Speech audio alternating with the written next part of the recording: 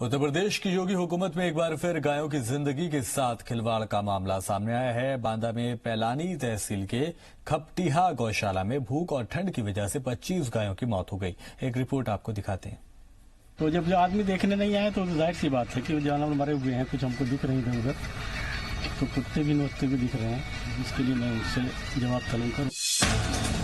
हिंदू अकीदे का मरकज बन चुकी गायों की बदहाली का ये मंजर यूपी के योगी आदित्यनाथ हुकूमत का है, जहां हुकूमत की मदद से चल रही गौशाला में भूख और ठंड से 25 गायों की मौत हो गई, जहां देखभाल में भी काफी लापरवाही देखने को मिल रही है।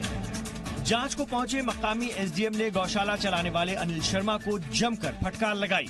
तो इनसे जवाब तलब करूँगा, इनके सीबीओ साहब को भी लिखूंगा, मुख्य चिकित्सा अधिकारी और यहाँ के बीओ जो है वेटनरी डॉक्टर, ये लोग निरीक्षण करते ही नहीं लग रहा है। इसका मतलब यहाँ पे निरीक्षण के दौरान मुझे ये देखने को मिला कि ये भूसे की जगह पुआल खिला रहे हैं। इस वक्त भूसा इनके उसमें कमरे में है, तो मैंने उनसे पूछा कि भाई भूसा क्यों नहीं खिला रहे हो, तो उनके एनजीओ शर्मा जी ने बताया कि 3 दिन ये देते हैं, 3 दिन वो देते हैं।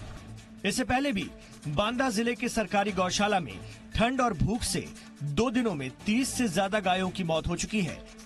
पिछले महीने भी बांदा टांडा कौमी शाहराह पर ट्रक की चपेट में आने से 12 गायों की मौत की खबर आई थी। इसी तरह सितंबर महीने में हरदोई की एक सरकारी गौशाला में आधा दर्जन से ज्यादा गायों की मौत हो गई थी, जहां बारिश में भीगने और चारे की कमी का मामला सामने आया था। उत्तर प्रदेश के वजीर आला योगी आदित्यनाथ का गाय से प्रेम किसी से छिपा नहीं है। बावजूद इसके रियासत में हर महीने गायों की मौत उनके मातहतों पर सवाल तो उठाती ही है। ब्यूरो रिपोर्ट, जी मीडिया।